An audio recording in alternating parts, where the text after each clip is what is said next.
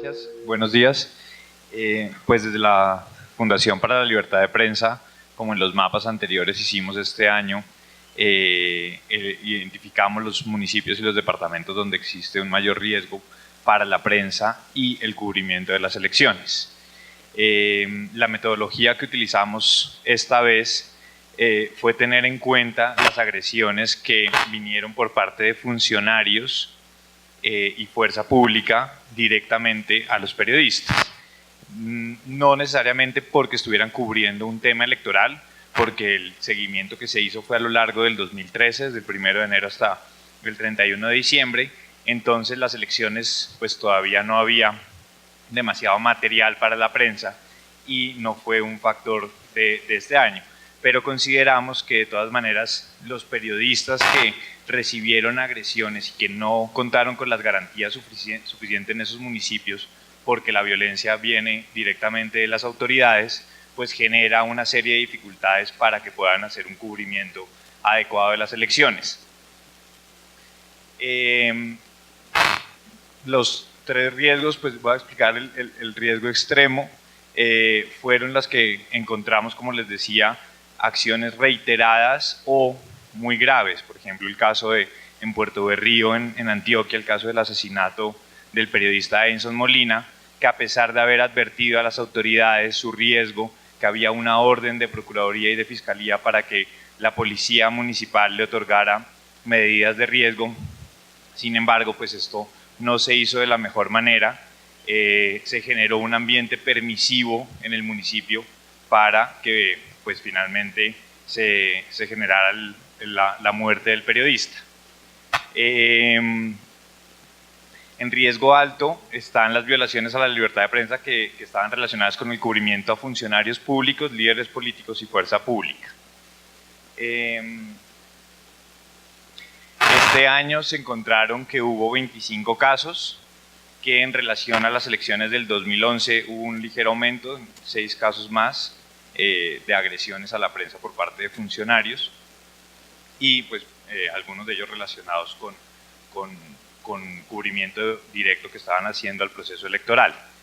Los municipios de riesgo extremo son Caucasia y Puerto Berrío en Antioquia, Riohacha en La Guajira, Tibú en norte de Santander y Tuluá en Valle del Cauca. Voy a explicar brevemente estos de riesgo extremo, pues como les comentaba, el caso de Puerto Berrío, el caso de Caucasia y lo que sucedió en Tibú, en norte de Santander, están relacionados con el cubrimiento de las protestas que se sucedieron a lo largo de junio, julio y agosto del año pasado, que fueron escenarios en los que hubo ataques reiterados y sistemáticos a la prensa, la mayoría de ellos por parte de miembros de agentes de la fuerza pública.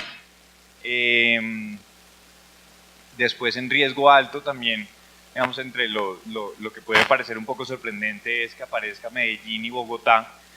Sin embargo, pues la explicación es que hay una mayor concentración de medios y pues que sin embargo son plazas difíciles de cubrir para los periodistas. Quería, aparte de los municipios que mencionamos en el mapa, hacer referencia al caso de Guaviare, que no lo alcanzamos a incluir en este mapa porque fue algo que sucedió la semana pasada, el domingo de esta semana, que fue con la elección que hubo para revocación del gobernador. Previamente se había alertado sobre unas amenazas que había para unos periodistas que estaban cubriendo estas elecciones, no tenían facilidades para acceder a información pública. Previamente una periodista de este mismo grupo había recibido amenazas, ella decía que venían de autoridades, entonces esta es la situación que genera que finalmente pues no haya unas garantías, como ocurrió el 2 de febrero cuando no pudieron acceder al puesto de votación por orden directa del registrador delegado. Y pues el registrador es quien da la orden y la policía es la que impide el acceso a la prensa. Esto a pesar de que la registraduría a nivel nacional mandó pues publicó un manual para el cubrimiento de la prensa donde dice que todos los periodistas podrán acceder a los puestos de votación. Sin embargo, pues esto no sucedió así en Guaviare. Pues este es el comparativo con lo que pasó en el 2011, que como les decía, hubo un aumento pues de 6 casos, hay un aumento para este año de 6 casos, y donde pues la mayor intimidación continúan siendo las amenazas, pues que esto muchas veces implica que el periodista abandone su investigación o el tema que estaba cubriendo.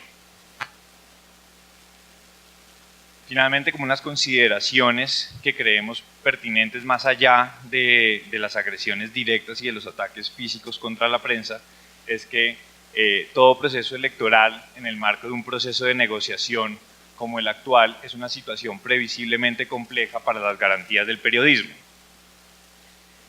porque suele vulnerar la libertad de prensa, en donde además, digamos, de estas agresiones directas está el manejo de la pauta publicitaria como forma de chantaje y restricciones al acceso a la información. Además, el cubrimiento de historias relacionadas con la financiación de campañas o pactos entre partidos y grupos al margen de la ley pueden implicar serios riesgos para periodistas. Por último, pues decir que el cubrimiento periodístico de los procesos electorales es vital para la democracia, y pues provee información esencial a la ciudadanía para ejercer su derecho fundamental al voto, y una recomendación también hacia la prensa, y es que deben mantener pues un rol imparcial y claro durante las elecciones, porque las inclinaciones y compromisos políticos pues deben quedar muy separados, claramente diferenciados de su trabajo periodístico. Buenos días a todos. Primero, muchas gracias por invitarnos. El externado no había formado parte de este libro y de este ejercicio tan importante para la democracia colombiana, entonces estamos muy agradecidos. Nos tocó una variable de contexto, teniendo en cuenta que no es de las variables, digamos, centrales del libro, no me voy a extender mucho. Lo que van a ver acá son algunas cifras, ya en el libro se puede ver algo un poquito más, no voy a decir profundo porque no es profundo, porque es un análisis bastante superficial, pero sí, probablemente lo que se busca es plantear algunos interrogantes sobre el tema de la participación política de la mujer. De todas maneras, haciendo una salvedad, y es que muchas veces nos ponemos a discutir sobre de dónde vienen estas mujeres, quiénes son, qué intereses representan, pero que quede claro que este capítulo se escribió pensando que conocer ese tipo de cosas es importante tanto para los políticos hombres como para las políticas mujeres, ¿no? En este caso nos vamos a centrar en el caso de las mujeres, pero creemos que saber qué hay detrás de estos votos, qué hay detrás de cada político, sobre todo en el nivel regional y local, nos va a decir mucho más y nos va a poder dar luces para comprender un poquito más cómo funciona la democracia y qué está pasando en lo electoral en Colombia. Bueno, les cuento un poquito, las preguntas iniciales son preguntas muy descriptivas sobre qué ha pasado con la representación política de las mujeres en las últimas elecciones, en las últimas 3 elecciones sobre todo, en qué medida en los departamentos, sobre todo mirando Cámara de Representantes, si ha habido mujeres electas representantes o no las ha habido, si hay algún patrón, si hay, digamos, departamentos que nunca eligen representantes, y ahora vamos a ver que es así. Lo que nos preguntamos después, digamos, en una segunda parte que intenta ser como un poquito más cualitativa, aunque no llega a fondo, solamente a hablar un poquito ya de los perfiles, lo que queremos ver es estas mujeres que son electas tanto en Senado como en Cámara, aunque se hace más énfasis en Senado, ¿quiénes son? ¿Quiénes son? Exactamente con nombre y apellido, y de dónde vienen, a quién representan. Vemos un poquito el tema de si han ocupado o no puestos en el nivel regional o local, si tienen algún vínculo, digamos, relativamente obvio o público con diferentes sectores políticos o ya, bueno, grupos armados ilegales. Lo que vemos también es un tema de muchas mujeres en investigaciones o ya condenadas por estos temas. Entonces, estas eran las preguntas de investigación y ahí viene la estructura del capítulo, lo que les decía, más o menos. Primero hacemos una parte un poquito más cuantitativa, tratamos también, yo probablemente por un interés que va más allá de esto, mirar un poquito en qué estamos en Colombia con respecto al mundo, ¿no? ¿Qué está pasando con la representación política de las mujeres? Y esto sí solamente mirando las cifras, solamente el dato cuantitativo. Y como les decía, bueno, después seguimos con el éxito electoral. ¿Qué han hecho los partidos políticos para conseguir mujeres en estas elecciones y ponerlas en sus listas? Eso es algo que preocupa bastante y que cuando nos pusimos a trabajar con Laura, mi coautora, en este trabajo, en este artículo, lo que veíamos un poco era que hay un discurso muy recurrente de los partidos políticos que nos plantean que no hay mujeres para integrar las listas, ¿no?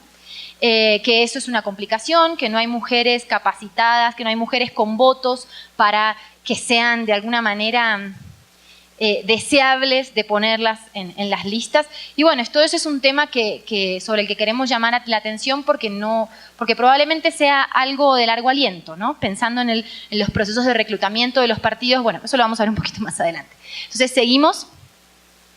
Esto ya ustedes lo tienen más que en la cabeza, pero es ver un poquito la cuestión legal y cómo ha ido cambiando. Lo interesante, creo yo, acá es ver que todas estas grandes leyes se dieron en los años 2000, a partir del 2000, ¿no? Entonces también empezar a pensar, bueno, tenemos poco tiempo con este tipo de disposiciones. En Argentina desde el año 91 ya existe una ley de cuotas. Argentina es uno de los ejemplos en América Latina para pensar en alta participación de la mujer, que supera con tranquilidad el 30% y ha ido en aumento a lo largo de los años.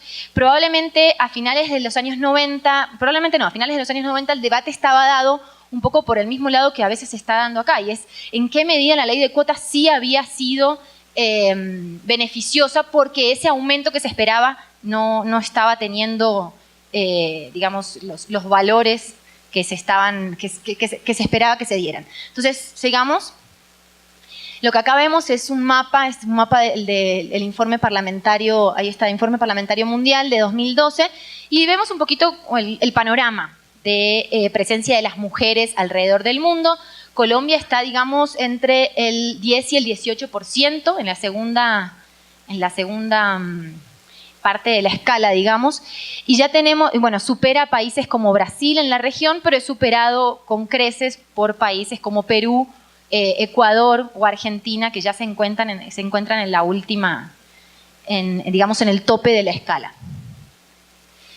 Acá lo que vemos, que también miramos un poquito en el texto, es el tema de, un poco todo esto para ver dónde estamos, ¿no? A dónde queríamos, el análisis se centra un poco más en las elecciones de 2014 y en las listas, pero lo que queríamos ver a dónde estábamos. Este es un ranking que hace PNUD sobre igualdad de género, y entonces ver a nivel de funcionamiento de los partidos políticos, a nivel organizacional, en qué medida se tienen o no, existe o no una igualdad entre hombres y mujeres al interior de los partidos políticos colombianos. Como verán, el panorama es bastante diferente. El Partido Liberal es el partido con la primera posición, digamos, en el que hay una mayor igualdad según estos indicadores que se miden a partir del informe, y otros partidos más chicos como Afrovides o AICO, partidos, digamos, movimientos, están en el fondo, digamos, de la tabla. Acá lo que vemos es un gráfico sobre evolución de la participación de las mujeres, de la llegada de mujeres al Congreso de la República, en Senado y en Cámara. Y bueno, lo alentador es que hay una evolución, ¿no? Digamos que esto se está dando de manera creciente y tenemos cada vez más, yo no sé dónde ponerme, ¿sí?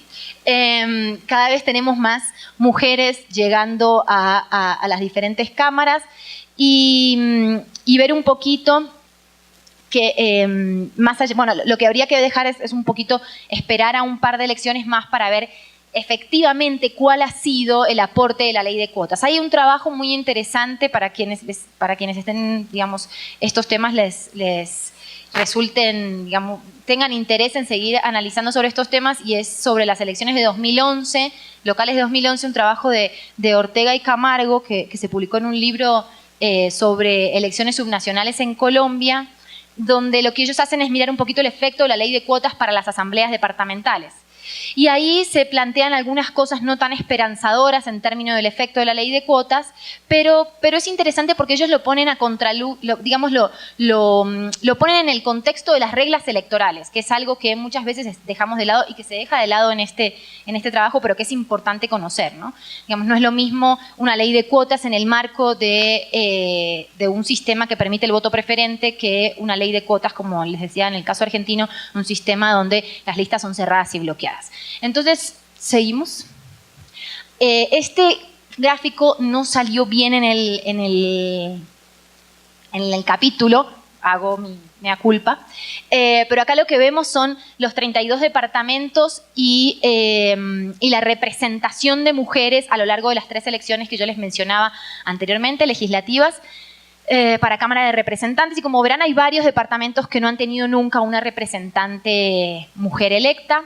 Esto también puede venir de alguna manera afectado por la circunscripción, el tamaño de la circunscripción, pero decir que hay 13 departamentos que nunca eligieron una mujer representante desde el año 2002, digamos, a la fecha.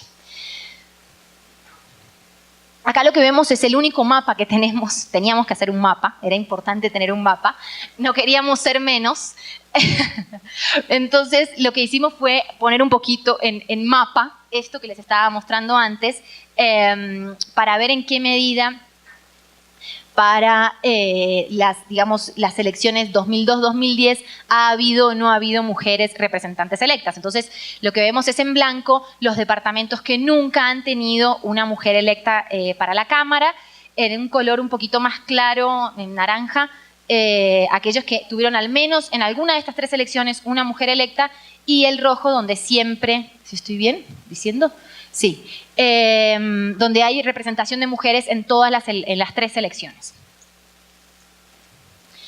Bueno, esto ya pasando a las elecciones 2014. Lo que tenemos obviamente son datos de listas. En ese momento, cuando escribimos este capítulo, eran datos preliminares de la registraduría.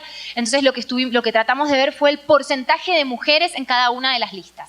Vemos al Centro Democrático encabezando las listas.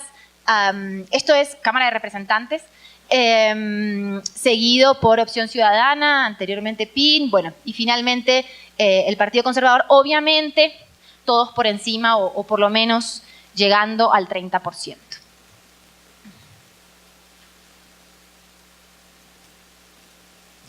Bueno, acá algunas cifras. Algo que resulta interesante también es ver, lo que les decía anteriormente, el perfil de las mujeres que llegan a integrar estas listas, el perfil de las mujeres que llegan al Senado, en este caso.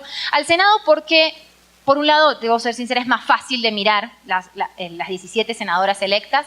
Es más fácil poder ver un poquito sobre su perfil, hacer un análisis relativamente profundo sobre de dónde vienen y cuál es su trayectoria política, pero además porque lo que tenemos es un comportamiento interesante en el Senado. En la Cámara no vemos muchos patrones respecto de trayectorias, y en el Senado sí es muy claro que los trampolines para llegar a ser senadoras son los cargos políticos locales, concejalas, alcaldesas, haber tenido algún cargo en el nivel departamental o local, y no el haber sido representante, ¿no? Entonces, eso es lo que vemos. De las 17 mujeres elegidas en 2010 para el Senado, 7 ostentaron un cargo de elección popular en el nivel departamental o local.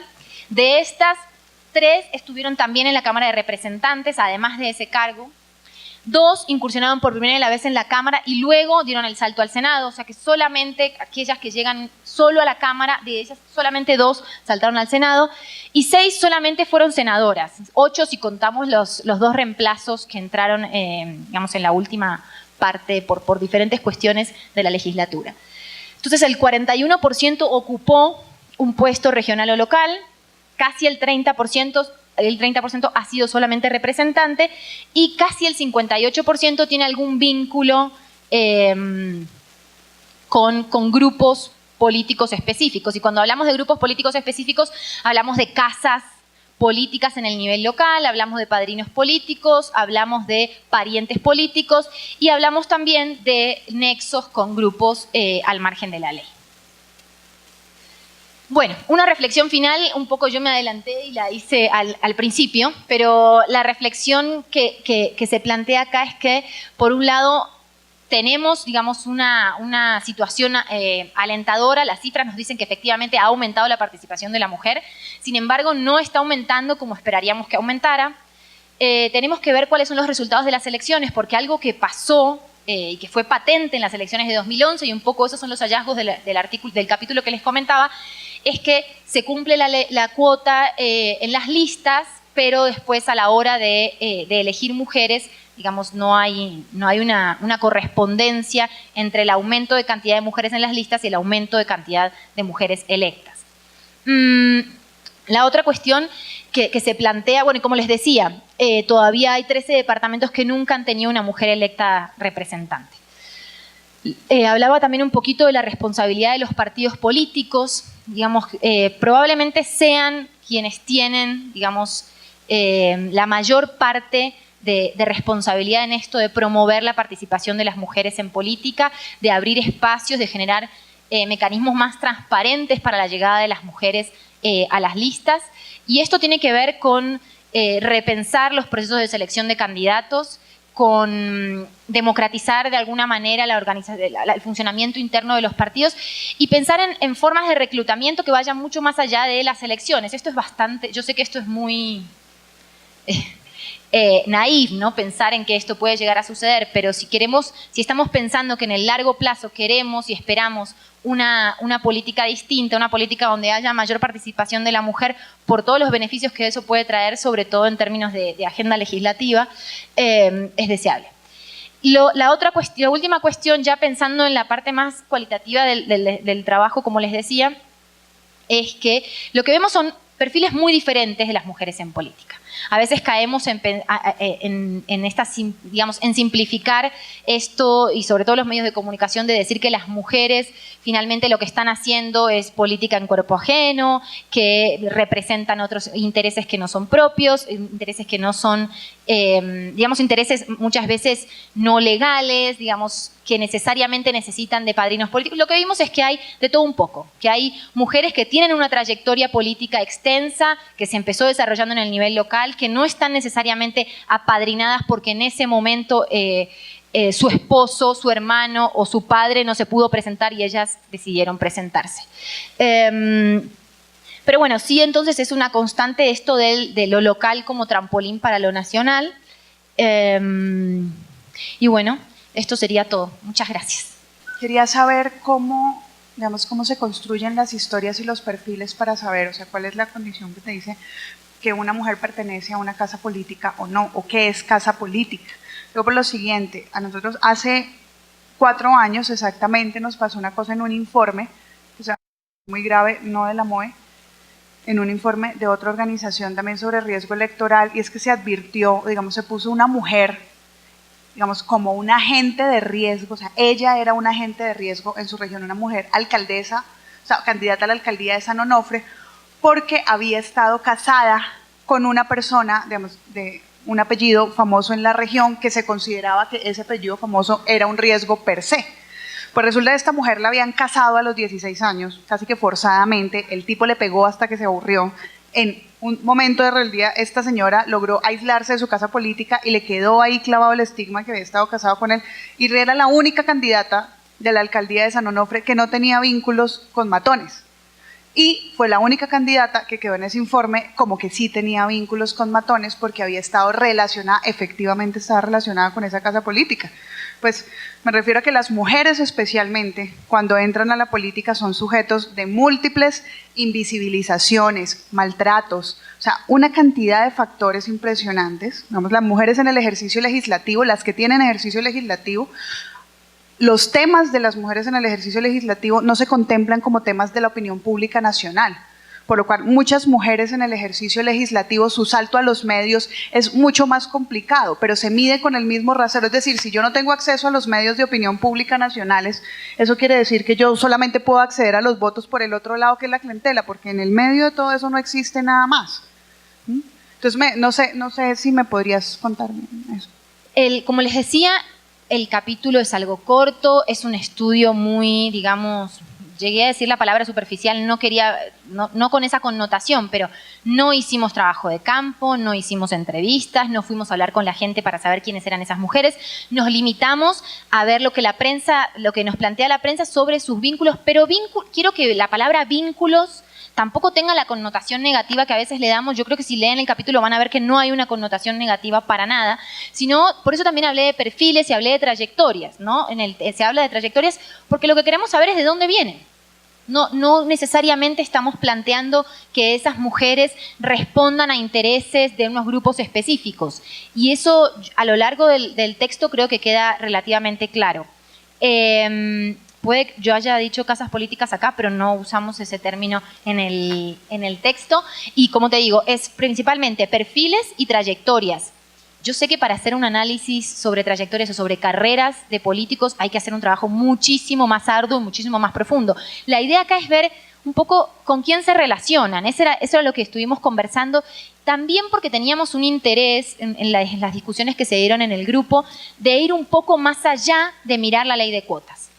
Creíamos que había que poner un poco más de información sobre la mesa para discutir sobre este tema y que no fuera solamente la descripción de cifras relacionadas con el tema de ley de cuotas. Entonces, poner otros elementos para el debate. Como les digo, no hubo las senadoras, se eligieron las 17 senadoras para ver cuáles eran sus relaciones y su trayectoria. No hay una decisión de elegir a unas o a otras, digamos, ya en cámara sí elegimos los 10 primeros renglones para mirar eso, pero las 10 primeras votaciones, perdón. Pero no, digamos, no hay una connotación y entiendo eso y por eso también yo hacía un poco la aclaración al principio porque creo que muchas veces finalmente el tema de la estigmatización y de las mujeres cómo cargan con esto de tener que de alguna manera justificar, ¿no?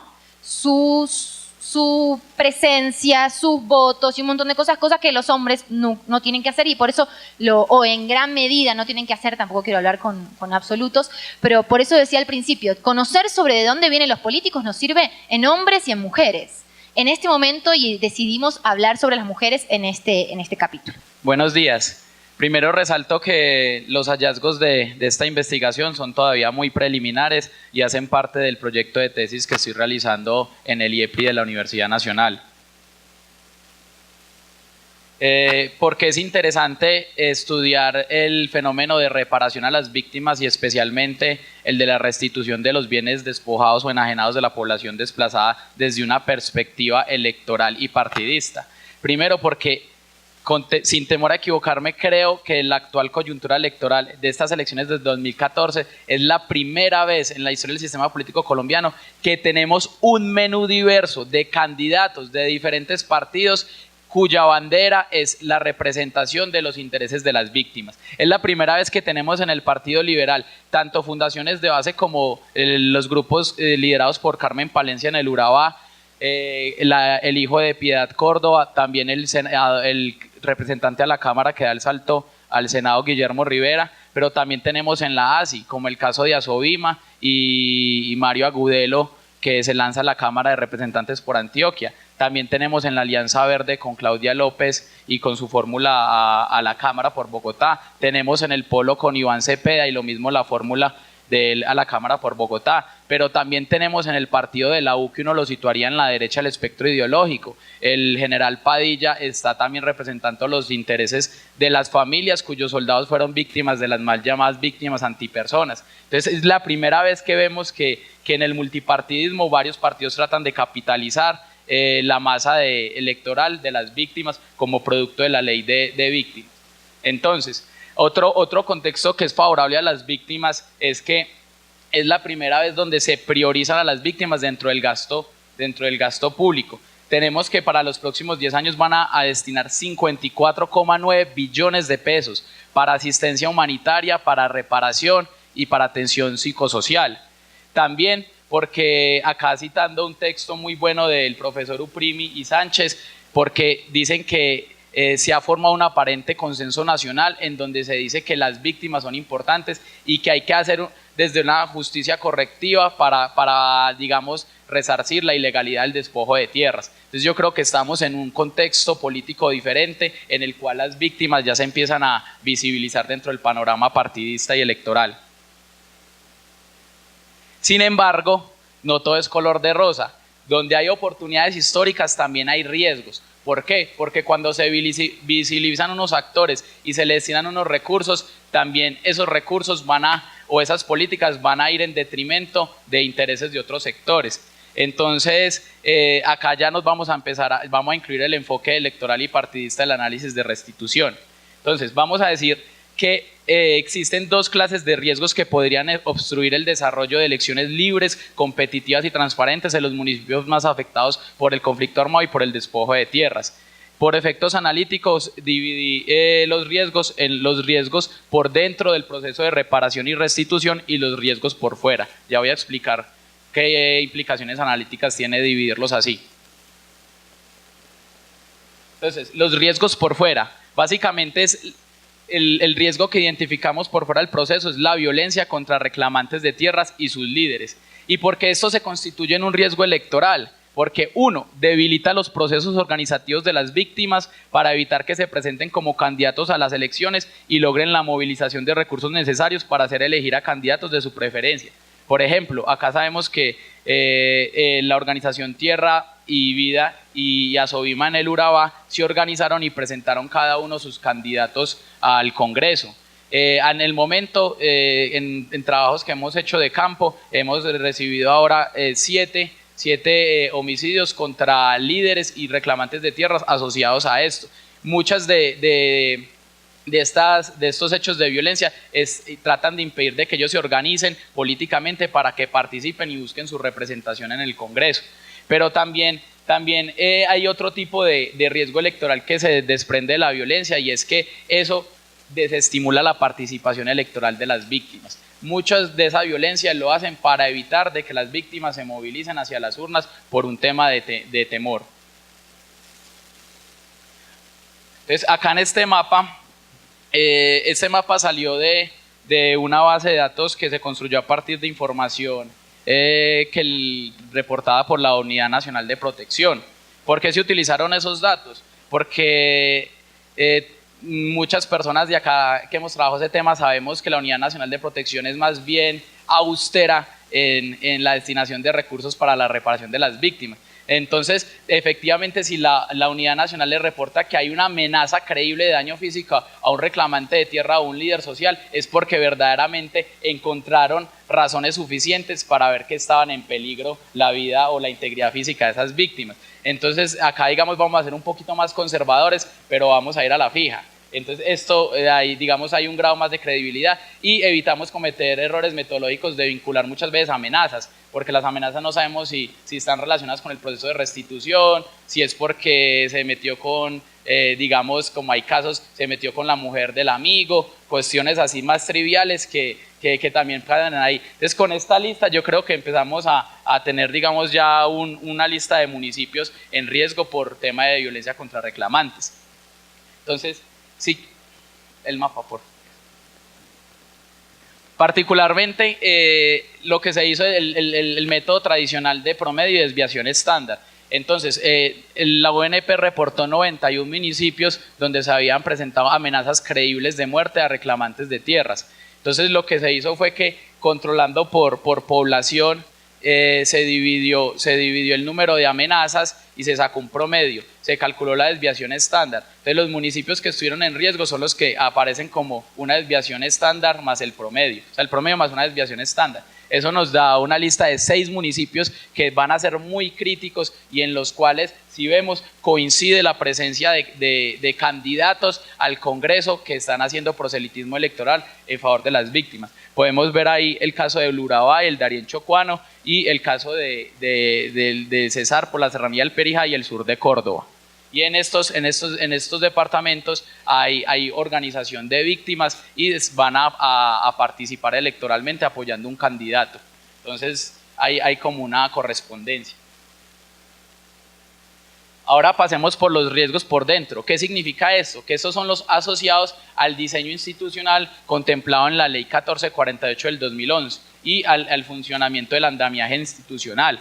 Entonces, ¿cuál es uno de los riesgos que hemos detectado haciendo entrevistas con funcionarios de la unidad de víctimas y de restitución de tierras a nivel local y regional? Entonces ellos dicen que para estas elecciones posiblemente pueden existir dos riesgos. Uno, que vaya a haber una manipulación clientelista de los recursos para las víctimas. Recordemos que estamos hablando de billones de pesos, no estamos hablando acá ni de 1.000 ni de 2.000 pesos, estamos hablando de una suma considerable de recursos que eso pasan a ser incluidos dentro de las maquinarias de los políticos para movilizar electores. Entonces, acá hay que diferenciar dos tipos de cosas. La primera, hay un efecto indirecto del diseño institucional de la ley de víctimas que favorece el oportunismo o que incide en la cooptación de las organizaciones de víctimas por parte de los políticos. ¿Qué significa esto? Si nosotros analizamos cómo es el diseño institucional de fuentes de financiación para proyectos de las víctimas como los OCAT o como el Fondo de Cofinanciación de Víctimas, vemos que tienen unos requerimientos técnicos tan complejos que muchas veces los alcaldes, que son los encargados de hacer el censo y de tener el registro de las víctimas para hacer las políticas de atención y reparación, no son capaces. Por ejemplo, hay casos donde en los OCAT se reúnen para tomar la decisión sobre un proyecto, tienen que votar un representante del ministerio, un representante de los gobernadores y un representante del alcalde, pero también tienen asiento los representantes y los senadores de la Comisión Quinta. Ellos no tienen voto, pero sí tienen la capacidad para articular alianzas. Entonces, este modelo de los OCAT se basa en que uno tiene que hacer alianzas, si no, no se le apoyan los proyectos. Entonces, ¿qué es lo que pasa? Un alcalde de un municipio de categoría 6, me decían varios alcaldes, nosotros muchas veces no nos conocemos con nuestros vecinos y nuestra capacidad de influencia con los gobernadores es más bien nula. Entonces nosotros, ¿cómo vamos a hacer que nos apoyen un proyecto, digamos, de interés, de vivienda de interés para las víctimas? Entonces ahí hay un bloqueo. Entonces, ¿qué es lo que pasa? Los senadores y los congresistas, al estar al nivel nacional y al poder estar articulando todas las bases, todas, digamos, las redes políticas en el nivel local, pueden cooptar a las organizaciones de víctimas diciéndole, bueno, nosotros vamos a hacer de que pasen tantos millones de pesos para este proyecto, pero usted me tiene que dar tantos votos. Y esa es la garantía que ellos tienen, y así es que se empieza a funcionar indirectamente el clientelismo con los recursos de las víctimas.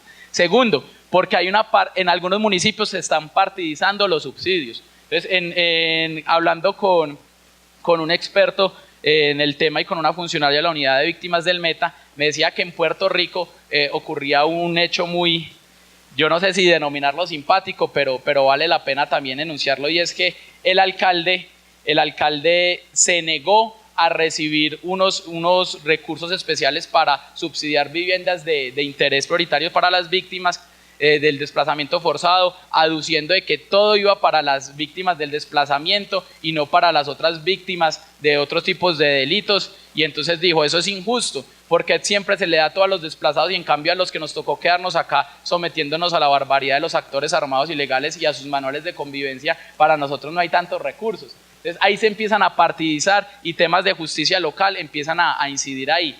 Entonces, ¿qué es lo que pasó ahí? Que se agruparon las organizaciones de víctimas según el hecho victimizante. Entonces, los desplazados, los de la extorsión, los de la tortura, los de falsos positivos, y el alcalde empezó a representar a uno y concejales a los desplazados. Entonces se empiezan a partidizar eso, y eso no lleva a consensos ni a resultados colectivos que sean deseables para la reparación de las víctimas. Listo. Acá, entonces ya hablamos de los riesgos por dentro y por fuera. Ahora vamos a hablar de los riesgos que yo diría que son mixtos, porque son agentes que operan por dentro, pero a la vez por fuera del sistema. Entonces, construí una base de datos a partir de lo que decía de la UNP sobre los municipios donde presentaban amenazas creíbles de muerte a reclamantes de tierras, y lo crucé con los municipios que actualmente están microfocalizados para la restitución de tierras. Eso me dio una lista de 26 municipios. En esos 26 municipios hice un análisis de las últimas 3 votaciones a Cámara y Senado, quiénes eran las 3 máximas votaciones. sea, quiénes son los que concentran votos y quiénes son los que movilizan electores. ¿Y cuál fue un resultado que puede ser sorprendente? Y es que en esos municipios donde hay amenazas a los reclamantes de tierras y donde están microfocalizados para la restitución de tierras, los máximos electores son los parapolíticos y sus herederos. Pero esto es un hallazgo. Pero, ¿qué pasa? Que investigando no podemos decir que estrictamente donde hay parapolítica hay despojo de tierras o hay legalización de tierras. Esto acá son dos variables, entonces necesitamos encontrar cuál es el mecanismo causal que los ata.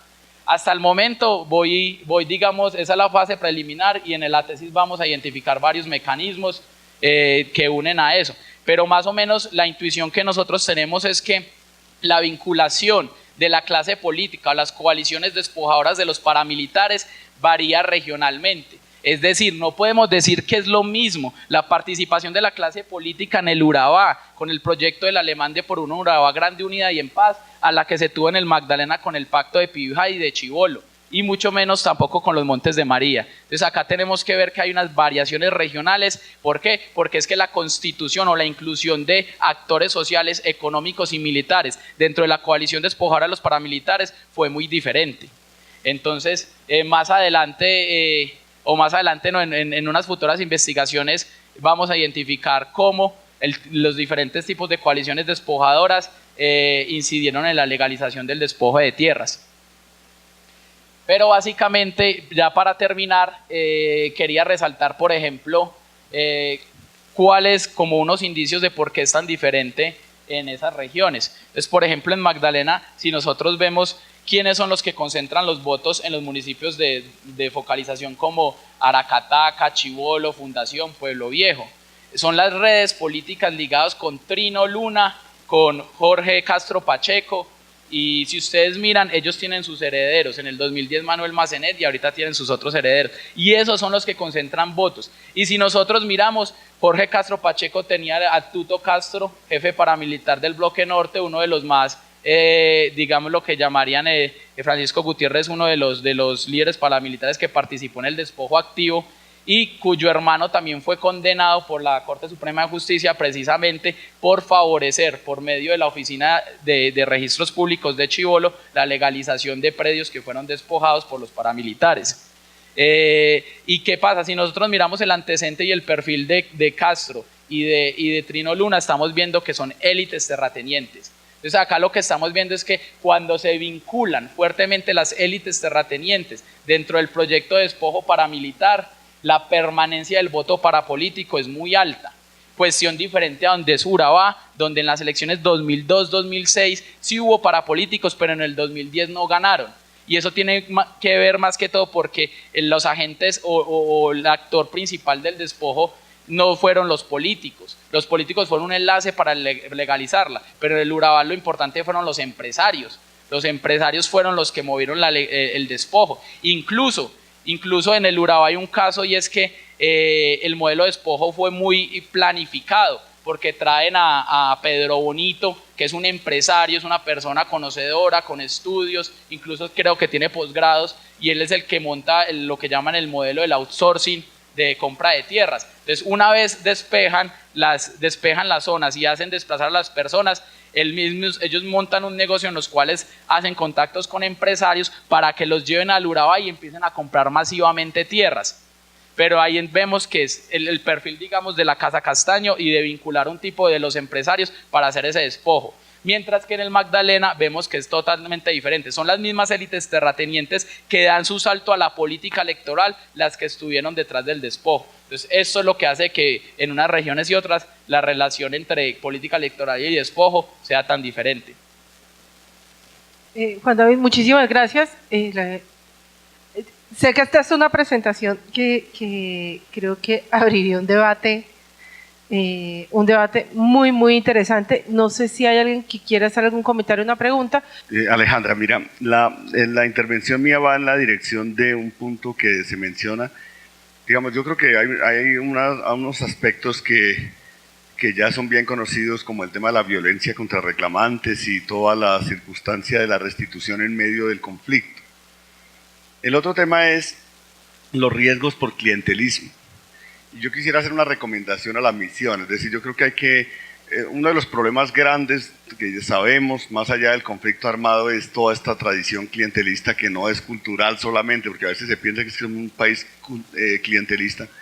Yo tengo la idea que el clientelismo tiene raíces históricas. Por ejemplo, el presidente Gerard Restrepo, con la reforma del 68, le quitó la iniciativa del gasto al Congreso. El Congreso es un Congreso minusválido, no hay robo que haga un congresista que no esté firmado por el ministro de Hacienda.